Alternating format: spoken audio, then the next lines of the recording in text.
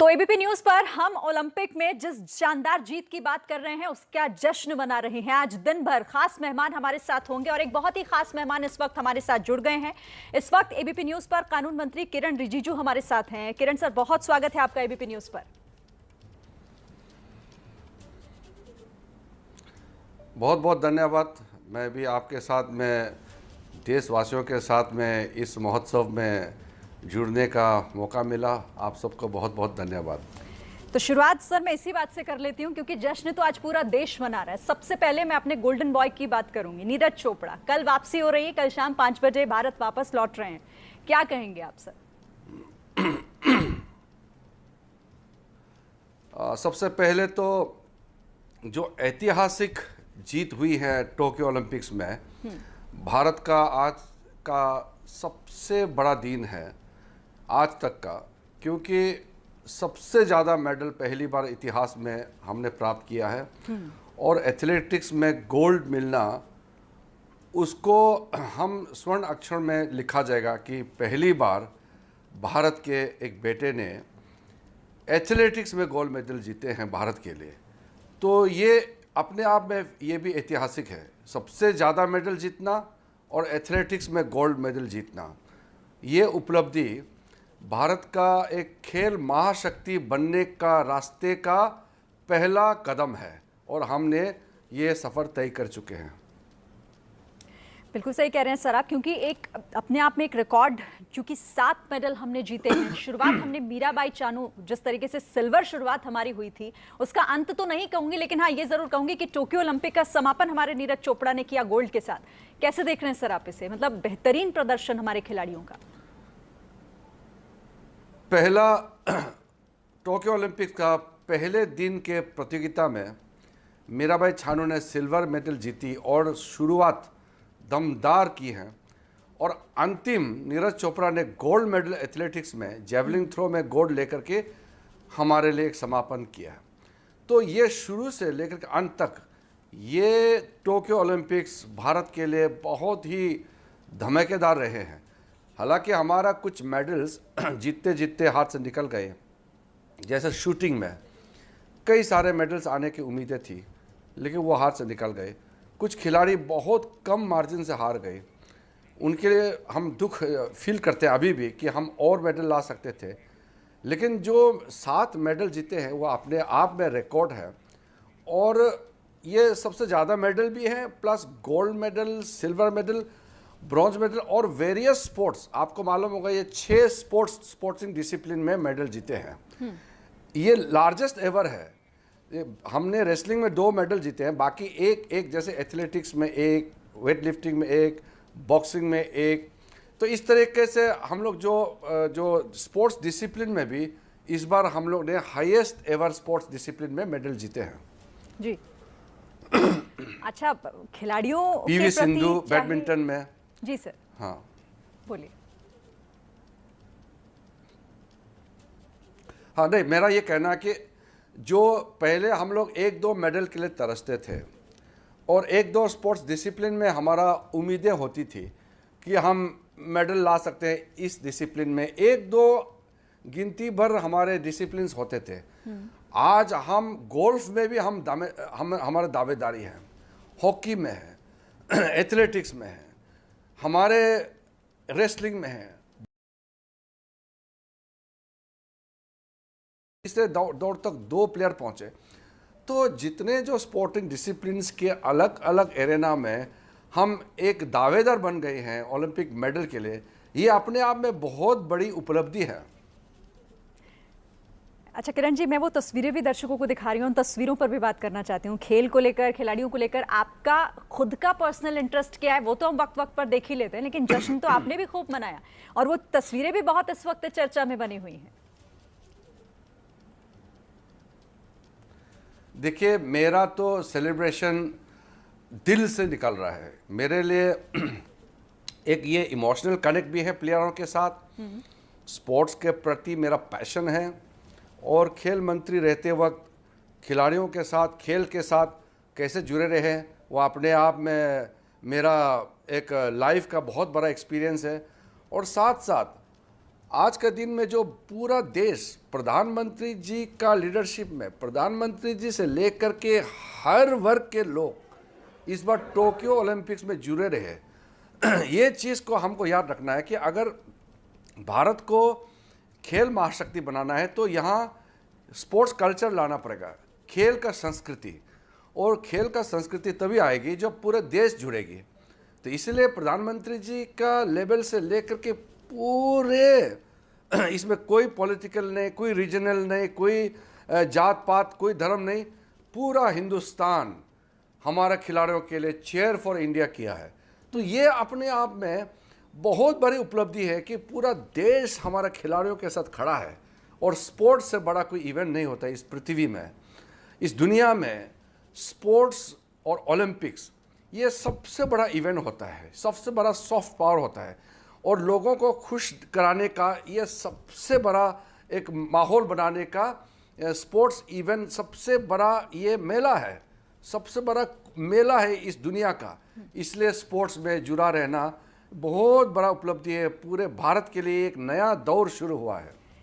मैं उपलब्धि तो इसे इस तौर पर भी कहूंगी किरण सर कि जेवलिन थ्रो, मतलब आज भी अगर आप बाहर निकल जाइए तो शायद कुछ ही लोग इसके बारे में सही तरीके से जवाब देना है, लेकिन नीरज चोपड़ा को लोगों ने देखा भी, लोग इस गेम के बारे में भी उन्होंने जाना, इसे समझा, और आज हम सेलिब्रेट भी कर रहे हैं। ये भी अपने आप में बड़ी उपलब्धि।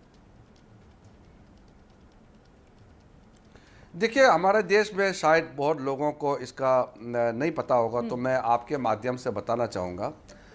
ओलंपिक का जो कोर होते हैं वो एथलेटिक्स है, क्योंकि ओलंपिक मूवमेंट का थीम होता है सीटीएस, एलटीएस एंड फोर्टियस, यानी कि फास्टेस्ट, हाईएस्ट, स्ट्रॉन्गेस्ट।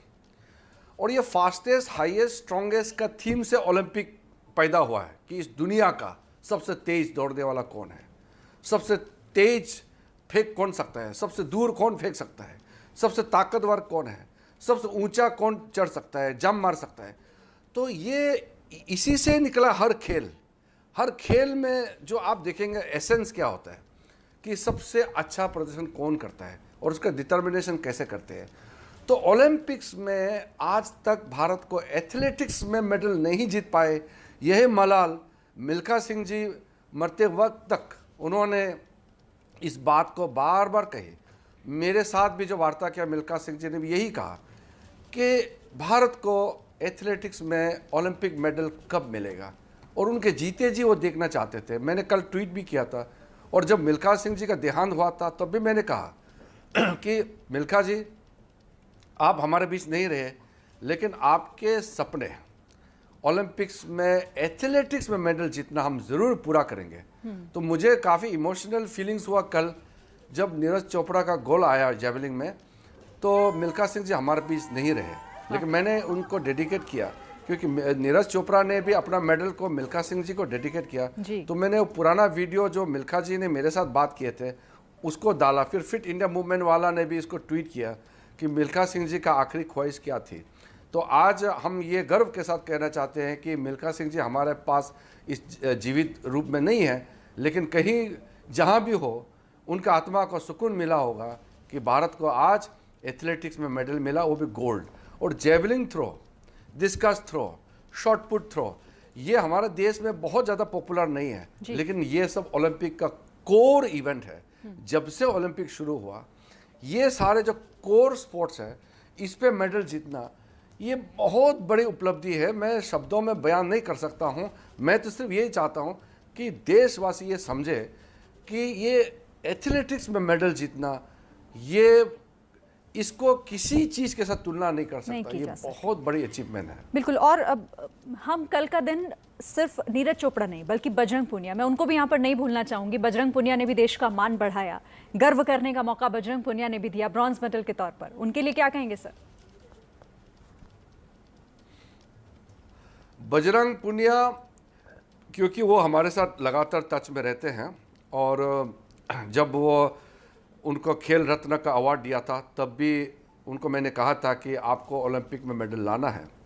और उस समय वो इंजर्ड जब हो गए थे, कि नीरज चोपड़ा भी इंजर्ड हो गए थे, बजरंग पुनिया इंजर्ड हो गए थे, मीराबाई चानू इंजर्ड हो गए थे। तो इन सब का कहानी है, मैं यहाँ नहीं दोहराना चाहता हूँ। सबका इंजरी को जिस तरीके से हम लोगों ने हैंडल किया और अलग से व्यवस्था बना करके उनको अलग अलग जगह भेजा, अलग अलग देशों में भेजा। नीरज को हमने साउथ अफ्रीका भेजा, मीराबाई को अमेरिका भेजा और बजरंग को लास्ट में फिर हमने रशिया भेजा। तो इस तरीके से हर एक प्लेयर, चाहे पीवी सिंधु हो, चाहे मीराबाई चानू हो, नीरज चोपड़ा, बजरंग पुनिया हो, रवि दहिया हो, या हमारे हॉकी के महिला टीम और या पुरुष टीम, दोनों का किस तरीके से हम लोगों ने संभाला। जितना भी जो हमारा मेडलिस्ट है और जो टोक्यो ओलंपिक्स में गए हैं, सबका कहानी, सबका जर्नी आप देखेंगे तो बहुत ही इमोशनल भी है और उनका डेडिकेशन और डिवोशन। बजरंग पुनिया तो मुझे कह के गए कि सर मैं बिना मेडल के वापस लौटना नहीं चाहता हूँ। तो इस तरह की मेरी कॉम रो के मुझे फ़ोन किए। मेरी कॉम का सपना था कि एक गोल्ड मेडल लाना है। उन्होंने मेडल जीत चुके हैं, लंदन ओलंपिक्स में भारत के लिए ब्रॉन्ज मेडल जीत चुके हैं। उनके सपना कि वो गोल्ड मेडल लाना, तो ये पूरा नहीं हुआ। लेकिन मैंने कहा मेरी आप चिंता मत कीजिए, आप देश का एक बहुत बड़ा लेजेंड है और आप दुनिया का सबसे ज़्यादा मेडल जीतने वाला मुक्केबाजी खिलाड़ी है। तो इस तरीके से हर एक खिलाड़ी का अपना अपना एक जर्नी है। तो मैं कल के दिन में नीरज चोपड़ा और बजरंग पुनिया ने मेडल जीता। उसके अलावा जो हमारे बाकी 5 टोटल 7 मेडलिस्ट हैं, साथ में जिन्होंने भी मेडल के बहुत करीब पहुंचे और मेडल के करीब नहीं पहुंचे, कुछ लोग हार्ड लक था, पहला दूसरा राउंड में हारे, लेकिन इस बार का प्रदर्शन शानदार रहा। आप संघर्ष की बात कर रहे हैं ना सर, तो उसी से जुड़ा मेरा एक सवाल। हर खिलाड़ी के पीछे एक अपनी कहानी है, तमाम चुनौतियों को क्रॉस करते हुए यहाँ तक वो पहुँचते हैं। कई बार तो ऐसा होता है कि परिवार भी साथ देने में थोड़ा झिझकता है। आपको लगता है कि अगर अब खेलों को उस दिशा में ले जाने की ज़रूरत है कि करियर सिक्योरिटी के तौर पर भी इसको देखा जाए, तो रुझान भी बढ़ेगा और शायद हम इस मेडल्स को और भी दुगुना चौगुना आगे कर पाएंगे?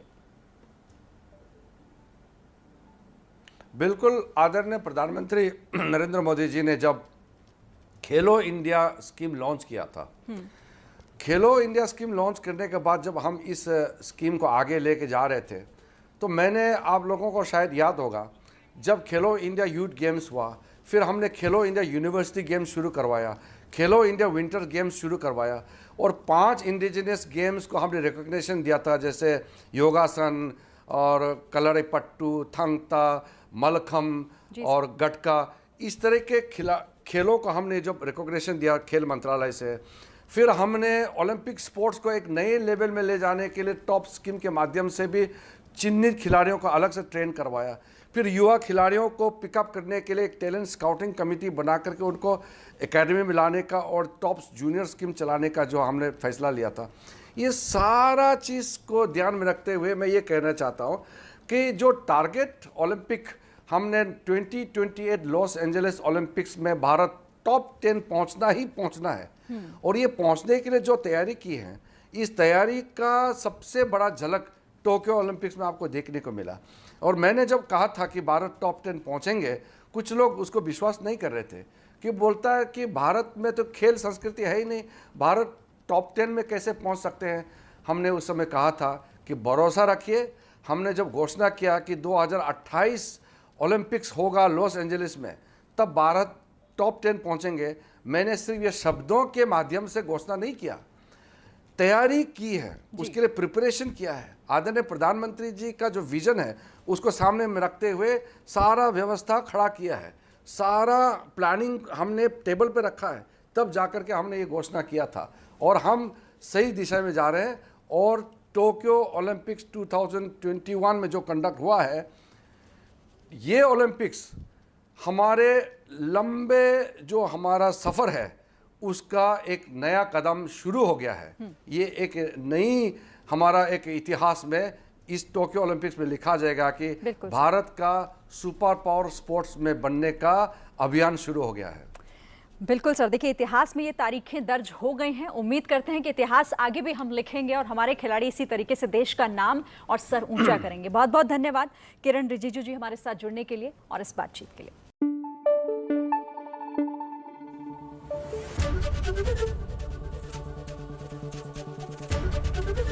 एबीपी न्यूज आपको रखे आगे।